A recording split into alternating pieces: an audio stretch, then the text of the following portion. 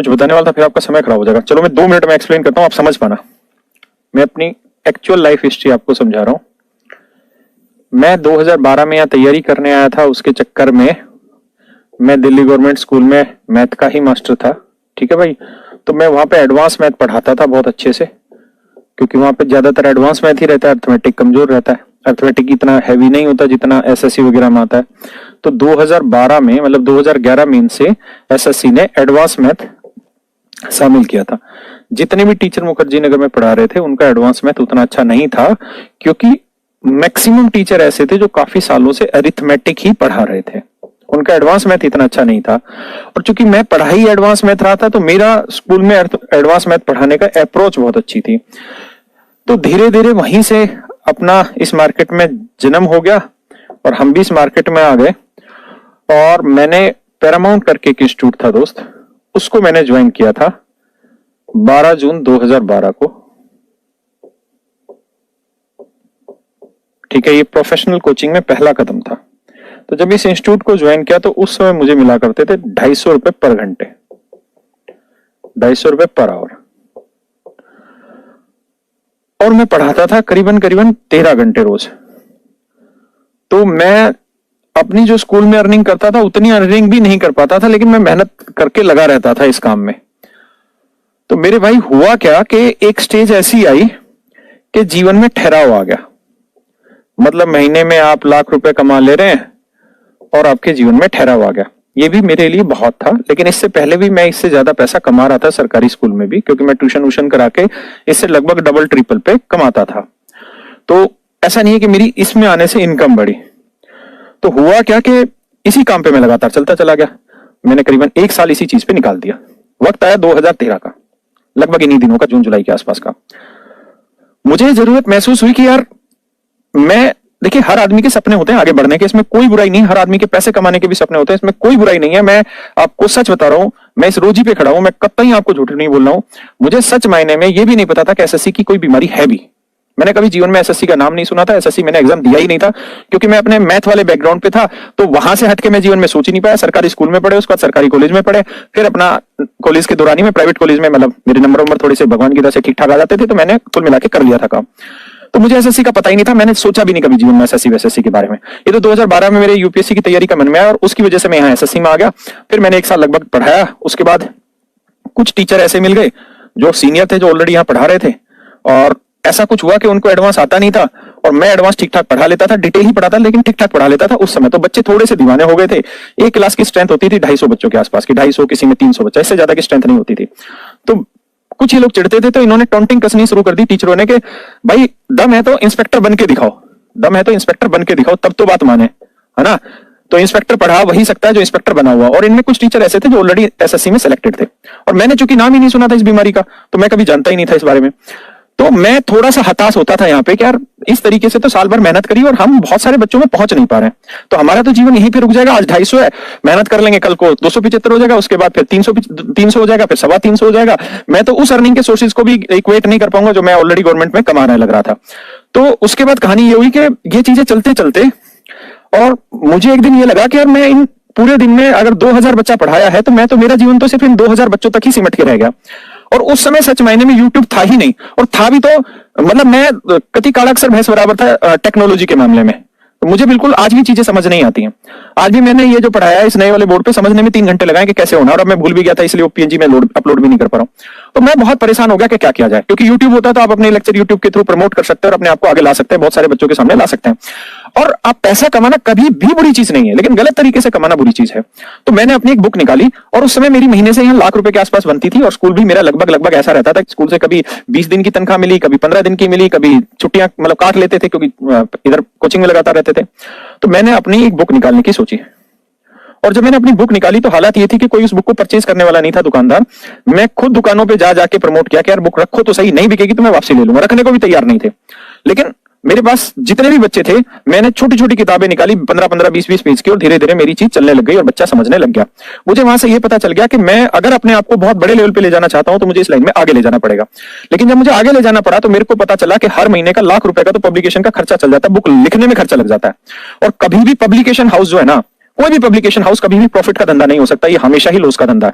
आप सोचते हैं कि कोई भी बुक बनाना प्रॉफिट है, कभी भी जीवन में प्रॉफिट नहीं है, हमेशा लॉस का धंधा है। ठीक है, कारण क्या है कि ऐसी बुक को जो एक बार लिख दियो फॉलो चलती रही तब तो प्रॉफिट है। यहाँ तो हर एग्जाम हुआ, अपडेट हुआ, क्वेश्चन नए आए, फिर अपडेट हुआ, तो अपडेशन में खर्चा लगता रहता।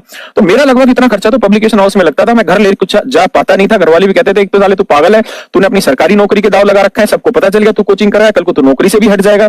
दूसरी चीज ये कि तेरी जो इनकम थी तू उससे भी नीचे चला गया और उसमें भी तू शांत नहीं बैठ रहा और अब तू इन किताबों में पैसा खर्च कर रहा है। लेकिन मेरे अंदर एक ही चीज थी, वो ये कि मेरे अंदर ठहराव बहुत है जीवन में। मैं एक चीज ठान लेता हूं तो फिर मैं उसमें धीरे धीरे धीरे धीरे धीरे धीरे बिल्कुल चीटी वाली चलता रहता हूं, लेकिन मैं चलता रहता हूं, शांत नहीं बैठता उस चीज में। तो मैंने इस काम को जारी रखा और करीबन 1.5 साल लग गया मुझे इस बात पे पहुंचने में। 1 साल 6 महीना आप समझ के चलिए। इतने टाइम में जाके मैं इस काबिल बना कि मेरी 1-2 ठीक ठीक सी किताबें मैं मार्केट में लॉन्च कर पाया। बहुत गलतियां किताबों में, बहुत सारी गालियां भी सुनी, बहुत सारे बच्चों ने सुधार भी करवाया और कुल मिला के 1.5 साल में मैं इस काबिल हो गया कि किताब मार्केट में लॉन्च कर पाया।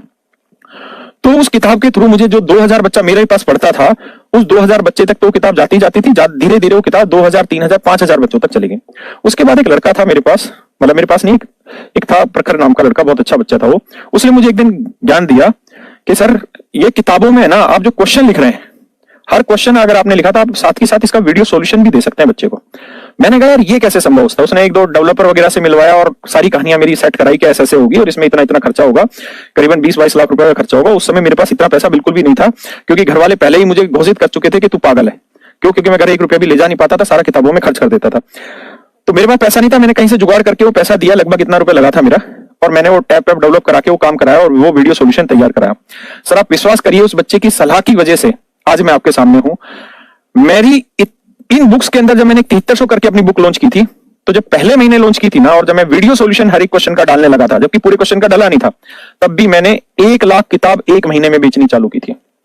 1 लाख किताब 1 महीने में बेचनी चालू की थी, 0 रुपए प्रॉफिट पे, सिर्फ इसलिए कि मैक्सिमम बच्चों तक पहुंच पाए। और यही भगवान की कृपा रही कि इस किताब ने ही अधिकतम बच्चों तक पहुंचा दिया। उसके बाद फिर क्लास नोट्स एक बच्चे ने लिख के दिए और मार्केट में वो फोटोकॉपी के रूप में बिकते थे। एक बच्चे ने कहा कि सर इसको प्रिंट करा लो। मैंने वो उसकी बात, बस मेरे को कोई पॉइंट जम जाता फिर मैं उठा लेता हूं। मैंने उस बुक को, क्लास नोट्स को प्रिंट करा दिया और भाई वो प्रिंट हुआ। प्रिंट होने के बाद मतलब इतना प्यार मिला और मैंने अपने जीवन में बुक से कभी प्रॉफिट नहीं कमाया, कभी भी नहीं कमाया, लेकिन बुक से मेरे को इनडायरेक्ट वे में इतना प्रॉफिट हुआ कि मत ही पूछो बात। जो मुझे मेरे घर वाले पागल कहते थे कि तुझे पैसे की कदर नहीं है, तेरे को अच्छा भला सरकारी नौकरी थी, पैसा कमा रहा था, उसकी तूने ऐसी तैसी कर दी, वो सब खुश हो गए। और यहां हालत ऐसी होगी लगभग 2014 के आसपास आते आते कि मेरी इतनी बुक्स जाने लग गई, इतनी बुक्स डिमांड में आ गई कि जो बुक सेलर के पास मैं जाके हाथ जोड़ के बुक रखवाता था और जो नहीं रखता था वो मुझे खुद फोन करता था कि सर बुक दे दो। और ऐसी हालत होती थी कि मैंने 50,000 किताबें छपने को दी, क्योंकि पैसा होता नहीं था कि इकट्ठी 5 लाख किताबें छपा, 50,000 छपने को दी और जैसे ही छप के आई मात्र 10 मिनट के अंदर अंदर सारी गोडाउन से किताबें हट जाती थी। इतनी तेज जर्नी थी वहां पे मेरी। वहीं से सारा बच्चा जुड़ा, क्लास नोट से बच्चा जुड़ा और फिर ये हालत हुई कि मैंने मुखर्जी नगर में 18,000 बच्चों का एक साथ बैच पढ़ाया। इसी मुखर्जी नगर में ऑफलाइन में 18,000 बच्चों का एक बैच पढ़ाया। पूरा बत्रा सिनेमा हॉल बुक रहता था, उसके नीचे के बुक रहते थे और दुनिया भर के बोलते वो बुक रहते थे। मतलब सिर्फ और सिर्फ एक ठहराव की वजह से। अदरवाइज मैं भी ये सोचता कि लाख रुपए मैं कमा रहा हूं, 13 घंटे यहां जकमराने लग रहा हूं, पूरा मुंह खराब कर लेते थे। मेरे ऐसी हालत होती थी कि मुझे मुंह में बाइट आने लग गए थे, क्योंकि रोज बोलना होता था इतनी देर 13 घंटे। लेकिन मैं कभी उससे पीछे नहीं हटा और मैं करता चला गया।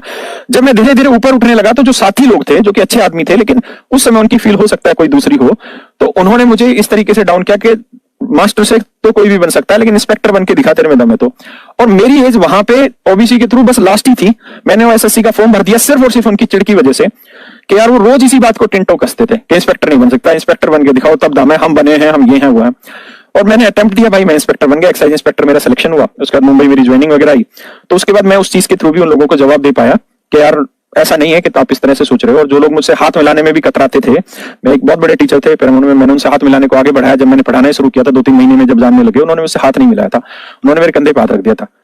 मतलब इतना वो रहता था लेवल का। एक वक्त ऐसा आया कि मैंने जब 2-3 साल बाद जब मेरा कुछ नाम हो गया बच्चों में और इतनी बड़ी भीड़ आने लग गई और इंस्टीट्यूट मेरे नाम पे अच्छा पैसा अर्न करने लग गया, मुझे तब भी बहुत ज्यादा नहीं मिलता था, लेकिन मैं बहुत खुश था उसमें। तो मैंने हाथ बढ़ाया तो उस बार उन टीचर ने मेरे से हाथ मिलाया, तो ये मेरे लिए बड़ा अचीवमेंट था। तो मेरे साथ एक ही चीज रही कि मैंने जीवन में अब एक जगह ठहराव रखा। मैंने जीवन में आज तक अपने कपड़ों पे ठहराव रख रखा कि मुझे अंग्रेज नहीं बनना। मुझे अपने हाथ में कभी जीवन में घड़ी नहीं पहननी, ना कभी सोना पहनना, ना कभी चैन पहननी, ना अंगूठी पहननी, कोई फैशन नहीं करना। जैसे हैं वैसे ही रह लेंगे हम लोग। तो मैं आज भी वैसा ही हूं। मैं अपने ऊपर कोई खर्च नहीं करता, मैं पैसे को बहुत ज्यादा कमाने में भी विश्वास नहीं करता। मेरा हमेशा प्रयास रहता है कि आगे की तरफ बढ़ा जाए, आगे जितने बच्चों तक अपनी चीज पहुंचाई जाए उतना पहुंचाया जाए। आज भी ये कैरियर प्लेटफॉर्म जो है, आप ऐसा मान लीजिए कि मतलब ये मैंने तब इस पे पैसा लगाया था और इसके ऊपर पैसा तब खर्च किया था जब ऑनलाइन कोचिंग को कोई जानता भी नहीं था और कोई सोच भी नहीं सकता था कि ऑनलाइन कोचिंग आगे जाके कभी कुछ बनेगा। ठीक है, लेकिन मैंने मेहनत करी और एक ऐसे समय पे लगाया जहां से कभी उम्मीद नहीं थी, लेकिन मैं लगा रहा उस चीज को लेकर। और मेरे साथ समझाने वाले लोग इतने अच्छे मिले, मुझे ज्ञान देने वाले लोग इतने अच्छे मिले कि बिजनेस को अब इस तरीके से आगे बढ़ाया जाए। और आज भी कैरियरविल की यही हालत है कि यहाँ नो प्रॉफिट पे काम हो रहा है, जैसे बुक पे होता है। अगर आप कोई भी बुक उठा के देख लेंगे ना, तो आप उस बुक को किसी प्रिंटर से पूछना कि अगर हम 7300 वाली बुक 300 रुपए में देने लग रहे हैं तो क्या वो 300 रुपए में से छाप भी देगा? नहीं छाप पाएगा। ये तो हम उसको ऑन कॉस्ट दे रहे हैं। सिर्फ उसका रीजन यही है कि हम इस चीज के थ्रू बहुत सारे बच्चों तक पहुंच जाएंगे और बच्चा जब हमसे पढ़ने आएगा तो वहां से भी हम 2 पैसा कमा सकते हैं, जो बहुत सालों तक दूसरे इंस्टीट्यूटों ने कमाया। कैरियरविल भी सेम यही है। 1999 रुपए में हम आपको साल भर के लिए देने लग रहे हैं और इसकी एक्चुअल जो कोस्टिंग बैठती जाके 2000 2500 से भी ऊपर कोस्टिंग बैठ जाती है एक बच्चे की हमारे।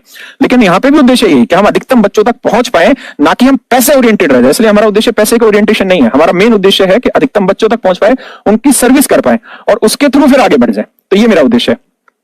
और पैसा कमाने के लिए हम बहुत सारी चीजें करते हैं, आगे भी करेंगे भाई। अब हम यूपीएससी का भी बैच लेके आए हैं, है ना। तो अब